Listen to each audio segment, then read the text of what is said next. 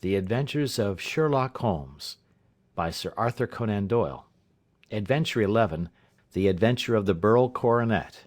"Holmes," said I, as I stood one morning in our bow window looking down the street, "here is a madman coming along. It seems rather sad that his relatives should allow him to come out alone." My friend rose lazily from his armchair and stood with his hands in the pockets of his dressing gown, looking over my shoulder. It was a bright, crisp February morning, and the snow of the day before still lay deep upon the ground, shimmering brightly in the wintry sun. Down the centre of Baker Street it had been ploughed into a brown crumbly band by the traffic, but at either side and on the heaped-up edges of the footpaths it still lay as white as when it fell. The grey pavement had been cleaned and scraped, but was still dangerously slippery, so that there were fewer passengers than usual. Indeed, from the direction of the Metropolitan Station no one was coming save the single gentleman whose eccentric conduct had drawn my attention. He was a man of about 50, tall, portly, and imposing, with a massive, strongly marked face and a commanding figure. He was dressed in a sombre yet rich style, in black frock-coat, shining hat, neat brown gaiters, and well-cut pearl-grey trousers. Yet his actions were in absurd contrast to the dignity of his dress and features, for he was running hard, with occasional little springs, such as a weary man gives who is little accustomed to set any tax upon his legs.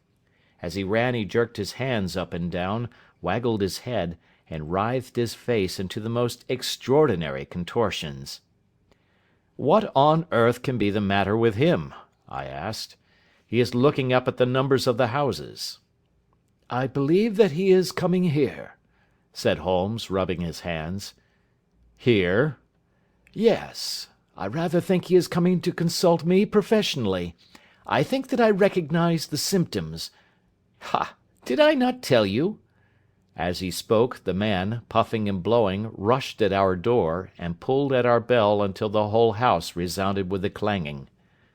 A few moments later he was in our room, still puffing, still gesticulating, but with so fixed a look of grief and despair in his eyes that our smiles were turned in an instant to horror and pity.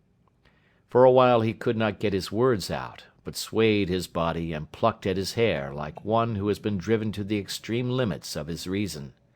Then, suddenly springing to his feet, he beat his head against the wall with such force that we both rushed upon him and tore him away to the centre of the room. Sherlock Holmes pushed him down into the easy-chair, and sitting beside him, patted his hand and chatted with him in the easy, soothing tones which he knew so well how to employ. "You have come to tell me your story, have you not?" said he. "You are fatigued with your haste. Pray wait until you have recovered yourself, and then I shall be most happy to look into any little problem which you may submit to me." The man sat for a minute or more with a heaving chest, fighting against his emotion. Then he passed his handkerchief over his brow, set his lips tight, and turned his face towards us. "No doubt you think me mad," said he. "I see that you have had some great trouble," responded Holmes. "God knows I have. A trouble which is enough to unseat my reason, so sudden and so terrible is it. Public disgrace I might have faced, although I am a man whose character has never yet borne a stain. Private affliction also is the lot of every man, but the two coming together, and in so frightful a form, have been enough to shake my very soul. Besides, it is not I alone. The very noblest in the land may suffer unless some way be found out of this horrible affair." "Pray compose yourself, sir," said Holmes, "and let me have a clear account of who you are and what it is that has befallen you." "My name," answered our visitor, "is probably familiar to your ears. I am Alexander Holder, of the banking firm of Holder and Stevenson, of Threadneedle Street." The name was indeed well known to us as belonging to the senior partner in the second largest private banking concern in the city of London. What could have happened, then, to bring one of the foremost citizens of London to this most pitiable pass? We waited, all curiosity, until with another effort he braced himself to tell his story. "I feel that time is of value," said he. "That is why I hastened here when the police inspector suggested that I should secure your cooperation. I came to Baker Street by the Underground and hurried from there on foot, for the cabs go slowly through the snow. That is why I was so out of breath, for I am a man who takes very little exercise. I feel better now, and I will put the facts before you as shortly and yet as clearly as I can. It is, of course, well known to you that in a successful banking business as much depends upon our being able to find remunerative investments for our funds as upon our increasing our connection and the number of our depositors. One of our most lucrative means of laying out money is in the shape of loans, where the security is unimpeachable. We have done a good deal in this direction during the last few years, and there are many noble families to whom we have advanced large sums upon the security of their pictures, libraries, or plate. Yesterday morning I was seated in my office at the bank, when a card was brought in to me by one of the clerks.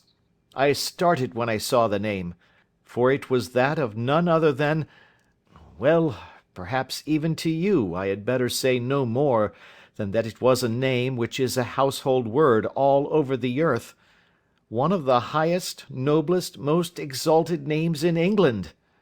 I was overwhelmed by the honour, and attempted, when he entered, to say so, but he plunged at once into business with the air of a man who wishes to hurry quickly through a disagreeable task. "Mr. Holder," said he, "I have been informed that you are in the habit of advancing money." "The firm does so when the security is good," I answered. "It is absolutely essential to me," said he, "that I should have £50,000 at once. I could, of course, borrow so trifling a sum 10 times over from my friends, but I much prefer to make it a matter of business, and to carry out that business myself. In my position you can readily understand that it is unwise to place oneself under obligations." "For how long, may I ask, do you want this sum?" I asked. "Next Monday I have a large sum due to me, and I shall then most certainly repay what you advance, with whatever interest you think it right to charge. But it is very essential to me that the money should be paid at once." "I should be happy to advance it without further parley from my own private purse," said I, "were it not that the strain would be rather more than it could bear. If, on the other hand, I am to do it in the name of the firm, then in justice to my partner I must insist that, even in your case, every businesslike precaution should be taken." "I should much prefer to have it so," said he, raising up a square black morocco case which he had laid beside his chair. "You have doubtless heard of the Beryl Coronet?" "One of the most precious public possessions of the empire," said I. "Precisely." He opened the case, and there, embedded in soft flesh-coloured velvet, lay the magnificent piece of jewellery which he had named. "There are 39 enormous beryls," said he, "and the price of the gold chasing is incalculable. The lowest estimate would put the worth of the coronet at double the sum which I have asked. I am prepared to leave it with you as my security." I took the precious case into my hands, and looked in some perplexity from it to my illustrious client. "You doubt its value?" he asked. "Not at all. I only doubt—" "The propriety of my leaving it. You may set your mind at rest about that. I should not dream of doing so were it not absolutely certain that I should be able in 4 days to reclaim it. It is a pure matter of form. Is the security sufficient?" "Ample." "You understand, Mr. Holder, that I am giving you a strong proof of the confidence which I have in you, founded upon all that I have heard of you. I rely upon you not only to be discreet and to refrain from all gossip upon the matter, but, Above all, to preserve this coronet with every possible precaution, because I need not say that a great public scandal would be caused if any harm were to befall it. Any injury to it would be almost as serious as its complete loss, for there are no beryls in the world to match these, and it would be impossible to replace them. I leave it with you, however, with every confidence, and I shall call for it in person on Monday morning." Seeing that my client was anxious to leave, I said no more, but, calling for my cashier, I ordered him to pay over 50 £1,000 notes. When I was alone once more, however, with the precious case lying upon the table in front of me, I could not but think with some misgivings of the immense responsibility which it entailed upon me. There could be no doubt that, as it was a national possession, a horrible scandal would ensue if any misfortune should occur to it. I already regretted having ever consented to take charge of it. However, it was too late to alter the matter now, so I locked it up in my private safe and turned once more to my work. When evening came I felt that it would be an imprudence to leave so precious a thing in the office behind me. Bankers' safes have been forced before now, and why should not mine be? If so, how terrible would be the position in which I should find myself! I determined, therefore, that for the next few days I would always carry the case backward and forward with me, so that it might never be really out of my reach. With this intention, I called a cab and drove out to my house at Streatham, carrying the jewel with me.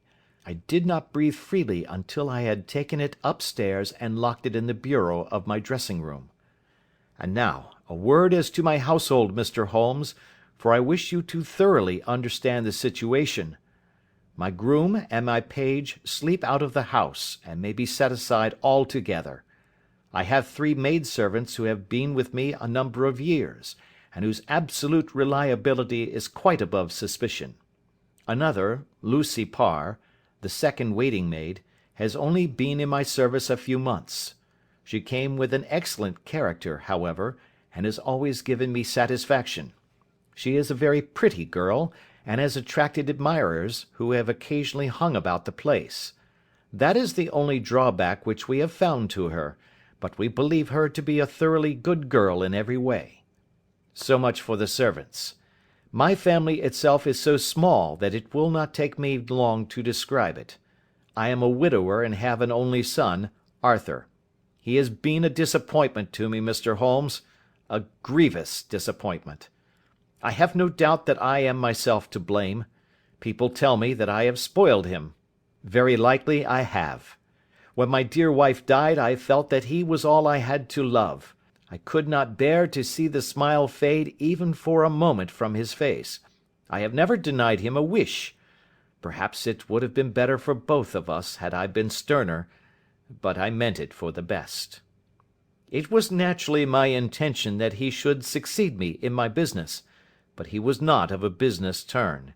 He was wild, wayward, and, to speak the truth, I could not trust him in the handling of large sums of money. When he was young he became a member of an aristocratic club, and there, having charming manners, he was soon the intimate of a number of men with long purses and expensive habits. He learned to play heavily at cards and to squander money on the turf, until he had again and again to come to me and implore me to give him an advance upon his allowance, that he might settle his debts of honour. He tried more than once to break away from the dangerous company which he was keeping, but each time the influence of his friend, Sir George Burnwell, was enough to draw him back again. And indeed, I could not wonder that such a man as Sir George Burnwell should gain an influence over him, for he has frequently brought him to my house, and I have found myself that I could hardly resist the fascination of his manner. He is older than Arthur, a man of the world to his finger-tips, one who has been everywhere, seen everything, a brilliant talker, and a man of great personal beauty.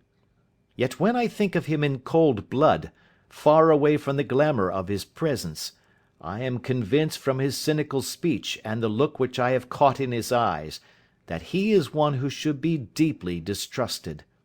So I think, and so too thinks my little Mary, who has a woman's quick insight into character.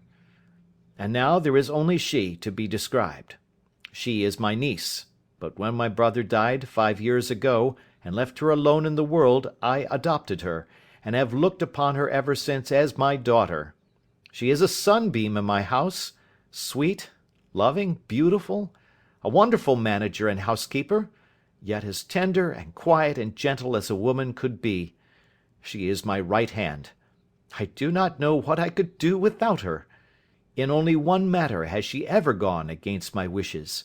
Twice my boy has asked her to marry him, for he loves her devotedly, but each time she has refused him. I think that if anyone could have drawn him into the right path it would have been she, and that his marriage might have changed his whole life. But now, alas, it is too late, forever too late. Now, Mr. Holmes, you know the people who live under my roof, and I shall continue with my miserable story.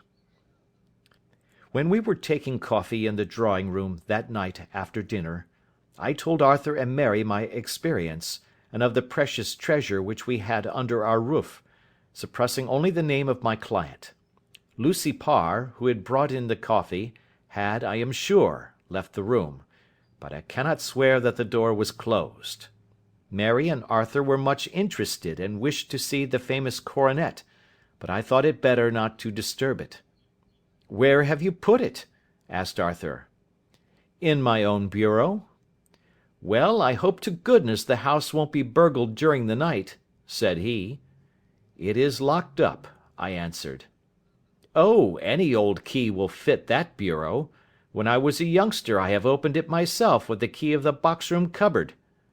He often had a wild way of talking, so that I thought little of what he said. He followed me to my room, however, that night with a very grave face. "Look here, Dad," said he, with his eyes cast down, "can you let me have £200? "No, I cannot," I answered sharply. "I have been far too generous with you in money matters." "You have been very kind," said he, "but I must have this money, or else I can never show my face inside the club again." "And a very good thing too," I cried. "Yes, but you would not have me leave it a dishonoured man," said he. "I could not bear the disgrace. I must raise the money in some way, and if you will not let me have it, then I must try other means." I was very angry, for this was the third demand during the month. "You shall not have a farthing from me," I cried, on which he bowed and left the room without another word. When he was gone, I unlocked my bureau, made sure that my treasure was safe, and locked it again. Then I started to go round the house to see that all was secure, a duty which I usually leave to Mary, but which I thought it well to perform myself that night. As I came down the stairs, I saw Mary herself at the side window of the hall, which she closed and fastened as I approached. "Tell me, Dad," said she, looking, I thought, a little disturbed, "did you give Lucy the maid leave to go out to-night?" "Certainly not. She came in just now by the back door. I have no doubt that she has only been to the side gate to see someone, but I think that it is hardly safe and should be stopped." "You must speak to her in the morning, or I will if you prefer it. Are you sure that everything is fastened?" "Quite sure, Dad." "Then, good night." I kissed her and went up to my bedroom again, where I was soon asleep. I am endeavouring to tell you everything, Mr. Holmes, which may have any bearing upon the case, but I beg that you will question me upon any point which I do not make clear. "On the contrary, your statement is singularly lucid." "I come to a part of my story now in which I should wish to be particularly so.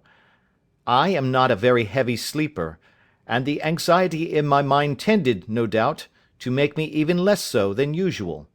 About 2 in the morning, then, I was awakened by some sound in the house. It had ceased ere I was wide awake, but it had left an impression behind it as though a window had gently closed somewhere. I lay listening with all my ears. Suddenly, to my horror, there was a distinct sound of footsteps moving softly in the next room. I slipped out of bed, all palpitating with fear, and peeped round the corner of my dressing-room door. "Arthur!" I screamed. "You villain! You thief! How dare you touch that coronet?" The gas was half up, as I had left it, and my unhappy boy, dressed only in his shirt and trousers, was standing beside the light, holding the coronet in his hands. He appeared to be wrenching at it, or bending it with all his strength. At my cry he dropped it from his grasp and turned as pale as death. I snatched it up and examined it. One of the gold corners, with 3 of the beryls in it, was missing. "You blackguard!" I shouted, beside myself with rage. "You have destroyed it! You have dishonoured me for ever! Where are the jewels which you have stolen?" "Stolen?" he cried. "Yes, thief!" I roared, shaking him by the shoulder. "There are none missing. There cannot be any missing," said he. "There are 3 missing, and you know where they are. Must I call you a liar as well as a thief? Did I not see you trying to tear off another piece?" "You have called me names enough," said he. "I will not stand it any longer. I shall not say another word about this business, since you have chosen to insult me. I will leave your house in the morning, and make my own way in the world." "You shall leave it in the hands of the police!" I cried, half mad with grief and rage. "I shall have this matter probed to the bottom." "You shall learn nothing from me," said he, with a passion such as I should not have thought was in his nature. "If you choose to call the police, let the police find what they can." By this time the whole house was astir, for I had raised my voice in my anger. Mary was the first to rush into my room, and, at the sight of the coronet and of Arthur's face, she read the whole story, and, with a scream, fell down senseless on the ground. I sent the housemaid for the police, and put the investigation into their hands at once. When the inspector and a constable entered the house, Arthur, who had stood sullenly with his arms folded, asked me whether it was my intention to charge him with theft. I answered that it had ceased to be a private matter, but had become a public one, since the ruined coronet was national property. I was determined that the law should have its way in everything. "At least," said he, "you will not have me arrested at once. It would be to your advantage as well as mine if I might leave the house for 5 minutes." "That you may get away, and perhaps that you may conceal what you have stolen," said I. And then, realizing the dreadful position in which I was placed, I implored him to remember that not only my honour but that of one who was far greater than I was at stake, and that he threatened to raise a scandal which would convulse the nation. He might avert it all if he would but tell me what he had done with the 3 missing stones. "You may as well face the matter," said I. "You have been caught in the act, and no confession could make your guilt more heinous.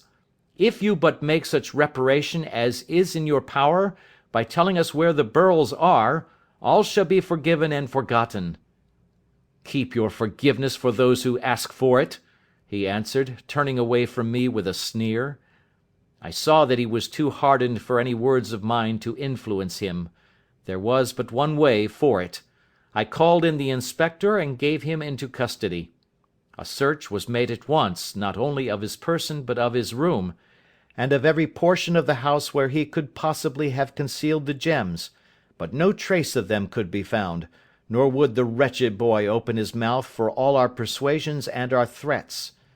This morning he was removed to a cell, and I, after going through all the police formalities, have hurried round to you to implore you to use your skill in unravelling the matter.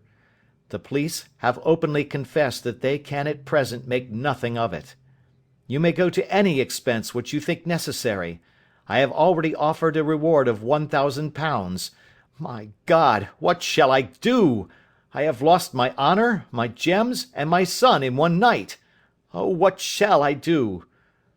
He put a hand on either side of his head, and rocked himself to and fro, droning to himself like a child whose grief has got beyond words.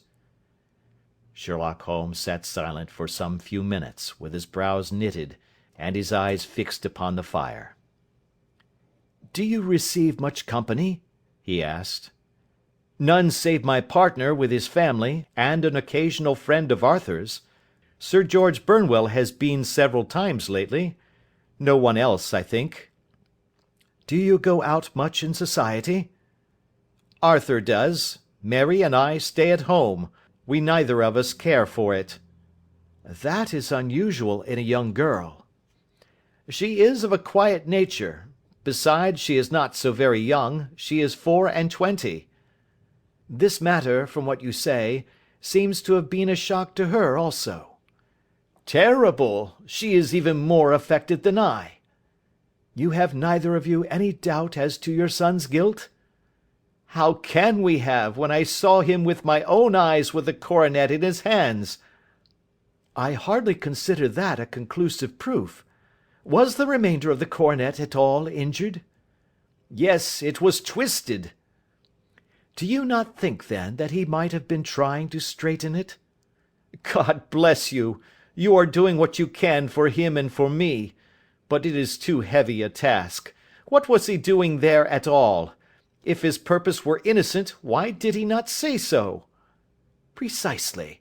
And if it were guilty, why did he not invent a lie? His silence appears to me to cut both ways. There are several singular points about the case. What did the police think of the noise which awoke you from your sleep?" "They considered that it might be caused by Arthur's closing his bedroom door." "A likely story. As if a man bent on felony would slam his door so as to wake a household. What did they say then of the disappearance of these gems?" "They are still sounding the planking and probing the furniture in the hope of finding them." "Have they thought of looking outside the house?" "Yes, they have shown extraordinary energy. The whole garden has already been minutely examined." "Now, my dear sir," said Holmes, "is it not obvious to you now that this matter really strikes very much deeper than either you or the police were at first inclined to think? It appeared to you to be a simple case. To me, it seems exceedingly complex. Consider what is involved by your theory. You suppose that your son came down from his bed, went, at great risk, to your dressing room, opened your bureau, took out your coronet, broke off by main force a small portion of it, went to some other place, concealed 3 gems out of the 39, with such skill that nobody can find them, and then returned with the other 36 into the room in which he exposed himself to the greatest danger of being discovered. I ask you now, is such a theory tenable?" "But what other is there?" cried the banker, with a gesture of despair. "If his motives were innocent, why does he not explain them?" "It is our task to find that out," replied Holmes. "So now, if you please, Mr. Holder, we will set off for Streatham together, and devote an hour to glancing a little more closely into details." My friend insisted upon my accompanying them in their expedition, which I was eager enough to do, for my curiosity and sympathy were deeply stirred by the story to which we had listened. I confess that the guilt of the banker's son appeared to me to be as obvious as it did to his unhappy father, but still I had such faith in Holmes's judgment that I felt there must be some grounds for hope as long as he was dissatisfied with the accepted explanation. He hardly spoke a word the whole way out to the southern suburb, but sat with his chin upon his breast and his hat drawn over his eyes, sunk in the deepest thought. Our client appeared to have taken fresh heart at the little glimpse of hope which had been presented to him, and he even broke into a desultory chat with me over his business affairs. A short railway journey and a shorter walk brought us to Fairbank, the modest residence of the great financier. Fairbank was a good-sized, square house of white stone, standing back a little from the road. A double carriage sweep, with a snow-clad lawn, stretched down in front to 2 large iron gates which closed the entrance. On the right side was a small wooden thicket, which led into a narrow path between 2 neat hedges stretching from the road to the kitchen door, and forming the tradesmen's entrance. On the left ran a lane which led to the stables, and was not itself within the grounds at all, being a public, though little used, thoroughfare.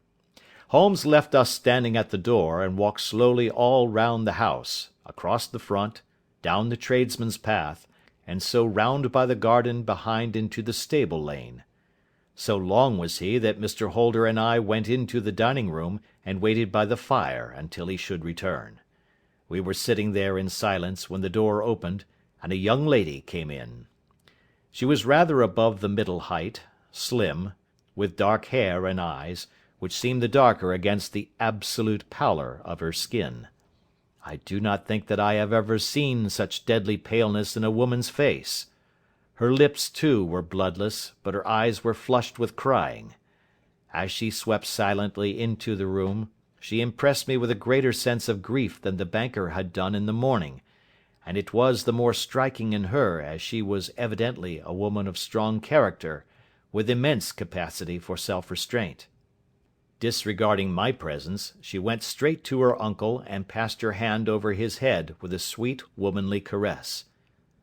"You have given orders that Arthur should be liberated, have you not, Dad?" she asked. "No, no, my girl, the matter must be probed to the bottom." "But I am so sure that he is innocent. You know what women's instincts are. I know that he has done no harm, and that you will be sorry for having acted so harshly."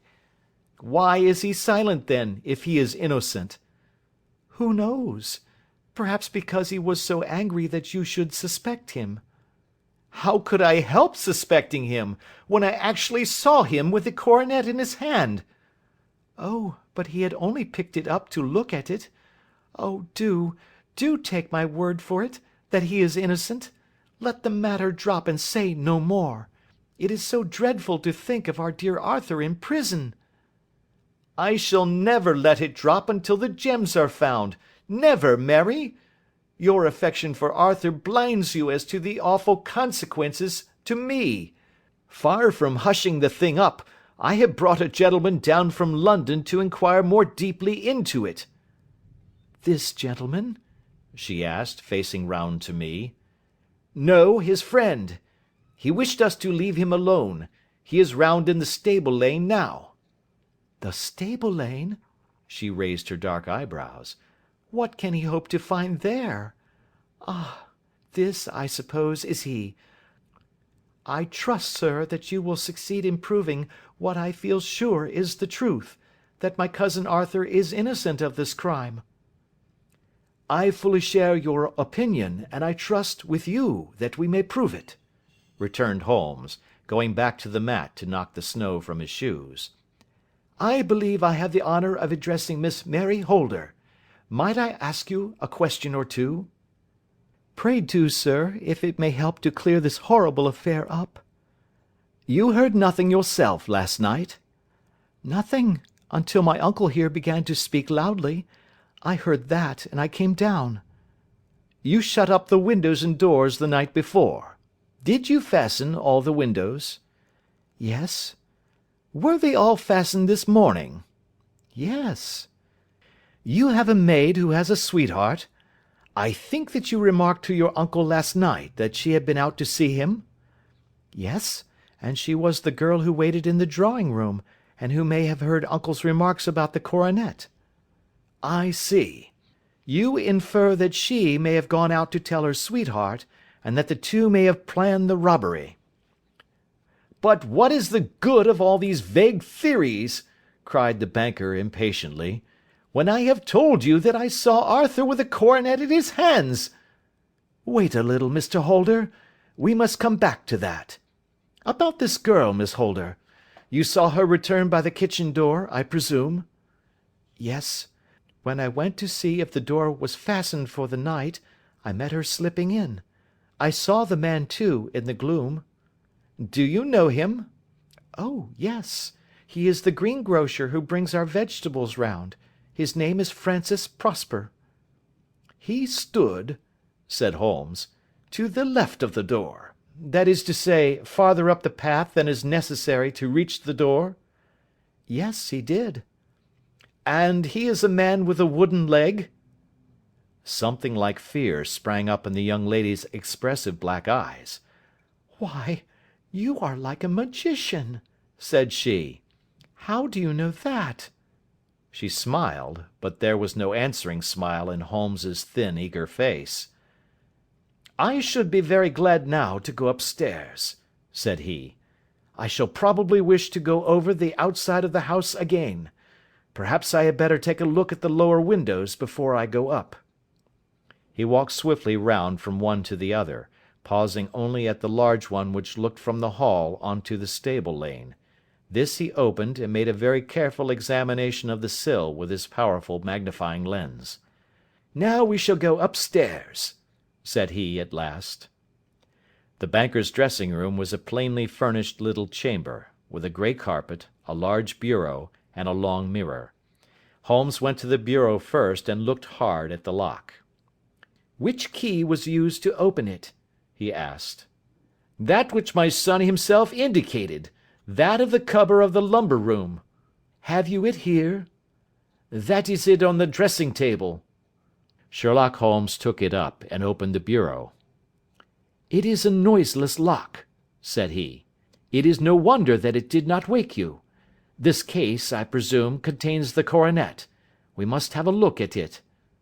He opened the case, and taking out the diadem, he laid it upon the table.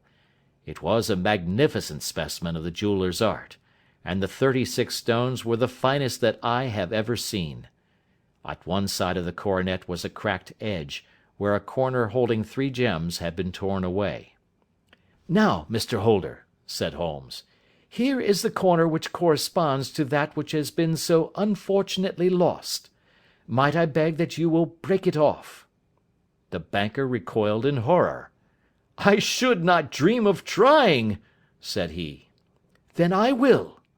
Holmes immediately bent his strength upon it, but without result. "I feel it give a little," said he, "but, though I am exceptionally strong in the fingers, it would take all my time to break it. An ordinary man could not do it. Now, what do you think would happen if I did break it, Mr. Holder? There would be a noise like a pistol shot. Do you tell me that all this happened within a few yards of your bed, and that you heard nothing of it?" "I do not know what to think. It is all dark to me." "But perhaps it may grow lighter as we go. What do you think, Miss Holder?" "I confess that I still share my uncle's perplexity." "Your son had no shoes or slippers on when you saw him?" "He had nothing on save only his trousers and shirt." "Thank you. We have certainly been favoured with extraordinary luck during this inquiry, and it will be entirely our own fault if we do not succeed in clearing the matter up. With your permission, Mr. Holder, I shall now continue my investigations outside." He went alone at his own request, for he explained that any unnecessary footmarks might make his task more difficult. For an hour or more he was at work, returning at last with his feet heavy with snow, and his features as inscrutable as ever. "I think that I have seen now all that there is to see, Mr. Holder," said he. "I can serve you best by returning to my rooms." "But the gems, Mr. Holmes? Where are they?" "I cannot tell." The banker wrung his hands. "I shall never see them again," he cried. "And my son? You give me hopes?" "My opinion is in no way altered." "Then, for God's sake, what was this dark business which was acted in my house last night?" "If you can call upon me at my Baker Street rooms to-morrow morning, between 9 and 10, I shall be happy to do what I can to make it clearer. I understand that you will give me carte blanche to act for you, provided only that I get back the gems, and that you place no limit on the sum I may draw." "I would give my fortune to have them back." "Very good. I shall look into the matter between this and then. Good-bye. It is just possible that I may have to come over here again before evening." It was obvious to me that my companion's mind was now made up about the case, although what his conclusions were was more than I could even dimly imagine. Several times during our homeward journey I endeavoured to sound him upon the point, but he always glided away to some other topic, until at last I gave it over in despair. It was not yet 3 when we found ourselves in our rooms once more. He hurried to his chamber and was down again in a few minutes, dressed as a common loafer. With his collar turned up, his shiny, seedy coat, his red cravat, and his worn boots, he was a perfect sample of the class. "I think that this should do," said he, glancing into the glass above the fireplace. "I only wish that you would come with me, Watson, but I fear that it won't do. I may be on the trail in this matter, or I may be following a will-o'-the-wisp, but I shall soon know which it is. I hope that I may be back in a few hours." He cut a slice of bread from the joint upon the sideboard, sandwiched it between 2 rounds of bread, and thrusting this rude meal into his pocket, he started off upon his expedition. I had just finished my tea when he returned, evidently in excellent spirits, swinging an old elastic-sided boot in his hand. He chucked it down into a corner and helped himself to a cup of tea. "I only looked in as I passed," said he. "I'm going right on." "Where to?" "Oh, to the other side of the West End. It may be some time before I get back. Don't wait up for me in case I should be late." "How are you getting on?" "Oh, so-so. Nothing to complain of. I have been out to Streatham since I saw you last, but I did not call at the house. It is a very sweet little problem, and I would not have missed it for a good deal. However, I must not sit gossiping here, but must get these disreputable clothes off and return to my highly respectable self." I could see by his manner that he had stronger reasons for satisfaction than his words alone would imply. His eyes twinkled, and there was even a touch of colour upon his sallow cheeks. He hastened upstairs, and a few minutes later I heard the slam of the hall door, which told me that he was off once more upon his congenial hunt. I waited until midnight, but there was no sign of his return, so I retired to my room. It was no uncommon thing for him to be away for days and nights on end when he was hot upon a scent, so that his lateness caused me no surprise. I do not know at what hour he came in, but when I came down to breakfast in the morning, there he was, with a cup of coffee in one hand, and the paper in the other, as fresh and trim as possible. "You will excuse my beginning without you, Watson," said he, "but you remember that our client has rather an early appointment this morning." "Why, it is after 9 now," I answered. "I should not be surprised if that were he. I thought I heard a ring." It was, indeed, our friend the financier. I was shocked by the change which had come over him, for his face, which was naturally of a broad and massive mould, was now pinched and fallen in, while his hair seemed to me at least a shade whiter. He entered with a weariness and lethargy which was even more painful than his violence of the morning before, and he dropped heavily into the armchair which I pushed forward for him. "I do not know what I have done to be so severely tried," said he. "Only 2 days ago I was a happy and prosperous man, without a care in the world. Now I am left to a lonely and dishonoured age. One sorrow comes close upon the heels of another. My niece, Mary, has deserted me." "Deserted you?" "Yes. Her bed this morning had not been slept in. Her room was empty, and a note for me lay upon the hall table. I had said to her last night, in sorrow and not in anger, that if she had married my boy all might have been well with him. Perhaps it was thoughtless of me to say so. It is to that remark that she refers in this note. My dearest uncle, I feel that I have brought trouble upon you, and that if I had acted differently this terrible misfortune might never have occurred. I cannot, with this thought in my mind, ever again be happy under your roof, and I feel that I must leave you for ever.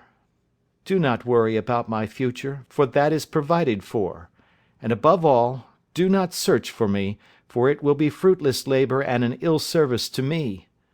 In life or in death, I am ever your loving Mary." What could she mean by that note, Mr. Holmes? Do you think it points to suicide?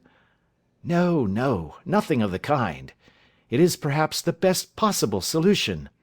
I trust, Mr. Holder, that you are nearing the end of your troubles. Ha! You say so. You have heard something, Mr. Holmes? You have learned something. Where are the gems? You would not think £1,000 apiece an excessive sum for them? I would pay 10. That would be unnecessary. 3,000 will cover the matter. And there is a little reward, I fancy. Have you your cheque-book? Here is a pen. Better make it out for £4,000. With a dazed face, the banker made out the required cheque. Holmes walked over to his desk, took out a little triangular piece of gold with 3 gems in it, and threw it down upon the table. With a shriek of joy, our client clutched it up. "You have it!" he gasped. "I am saved! I am saved!" The reaction of joy was as passionate as his grief had been, and he hugged his recovered gems to his bosom. "There is one other thing you owe, Mr. Holder," said Sherlock Holmes rather sternly. "Oh!" He caught up a pen. "Name the sum, and I will pay it." "No, the debt is not to me. You owe a very humble apology to that noble lad, your son, who has carried himself in this matter as I should be proud to see my own son do, should I ever chance to have one." "Then it was not Arthur who took them?" "I told you yesterday, and I repeat today, that it was not." "You are sure of it? Then let us hurry to him at once to let him know that the truth is known." "He knows it already. When I had cleared it all up I had an interview with him, and finding that he would not tell me the story, I told it to him, on which he had to confess that I was right, and to add the very few details which were not yet quite clear to me. Your news of this morning, however, may open his lips." "For heaven's sake, tell me, then, what is this extraordinary mystery?" "I will do so, and I will show you the steps by which I reached it. And let me say to you first, that which is hardest for me to say, and for you to hear. There has been an understanding between Sir George Burnwell and your niece Mary. They have now fled together." "My Mary? Impossible!" "It is unfortunately more than possible, it is certain. Neither you nor your son knew the true character of this man when you admitted him into your family circle. He is one of the most dangerous men in England, a ruined gambler, an absolutely desperate villain, a man without heart or conscience. Your niece knew nothing of such men. When he breathed his vows to her, as he had done to 100 before her, she flattered herself that she alone had touched his heart.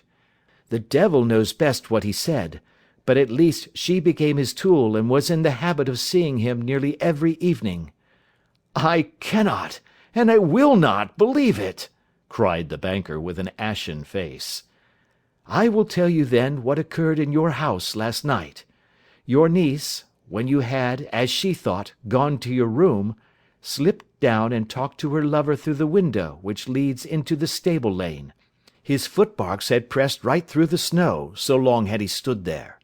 She told him of the coronet. His wicked lust for gold kindled at the news, and he bent her to his will. I have no doubt that she loved you, but there are women in whom the love of a lover extinguishes all other loves, and I think that she must have been one.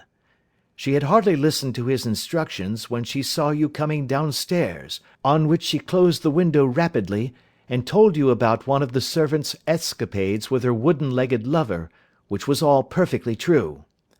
Your boy, Arthur, went to bed after his interview with you, but he slept badly, on account of his uneasiness about his club debts.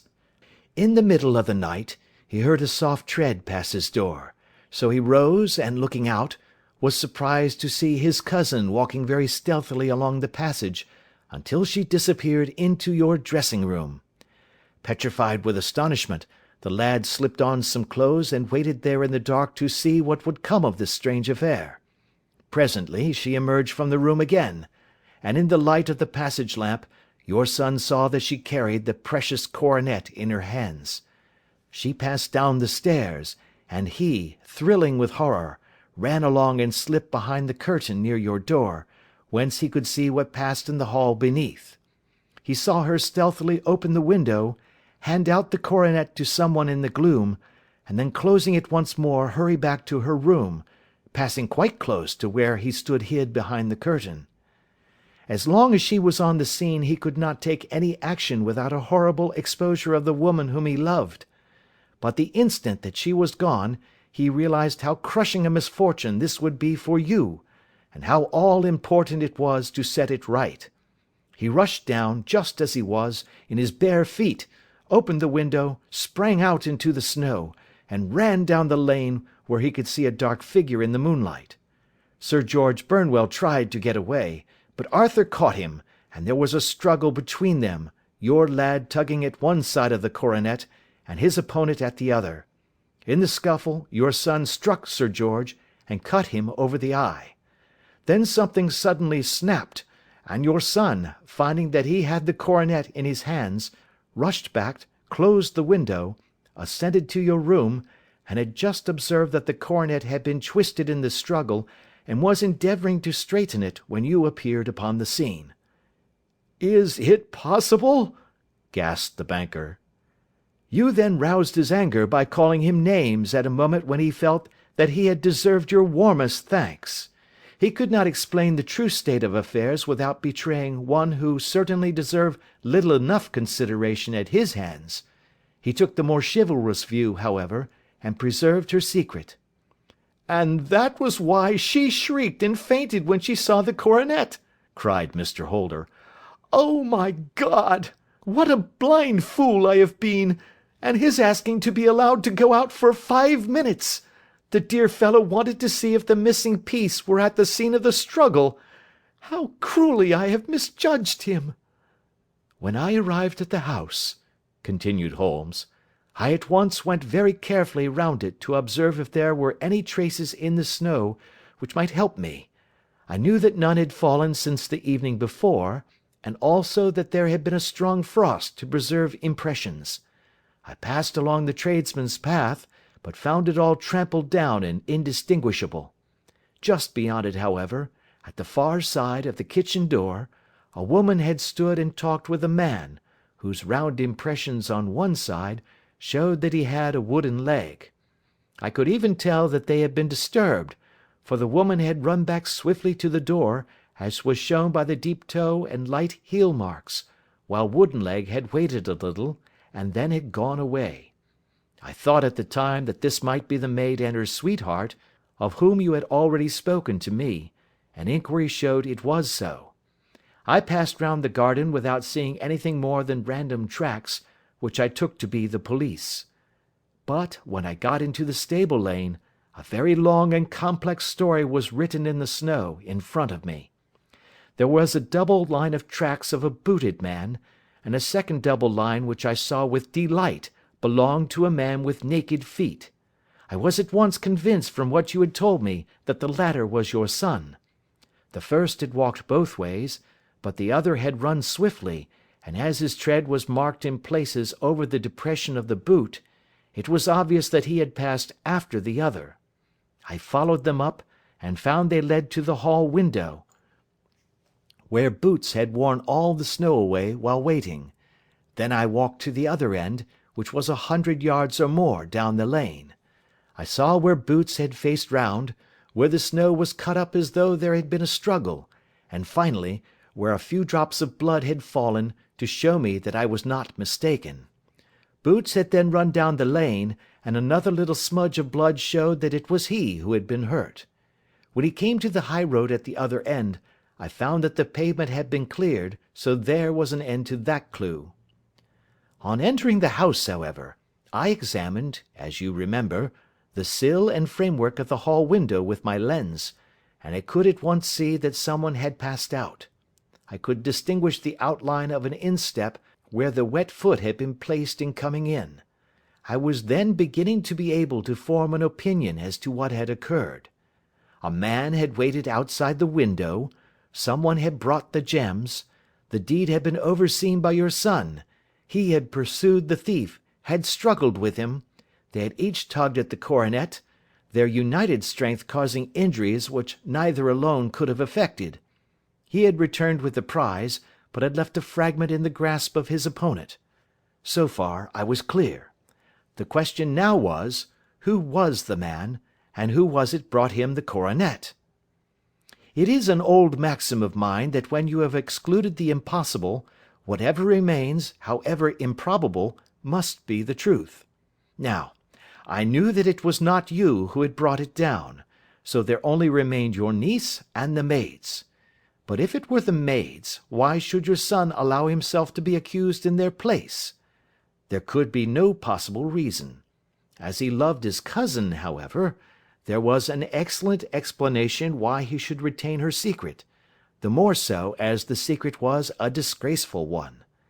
When I remembered that you had seen her at that window, and how she had fainted on seeing the coronet again, my conjecture became a certainty. And who could it be who was her confederate? A lover, evidently, for who else could outweigh the love and gratitude which she must feel to you?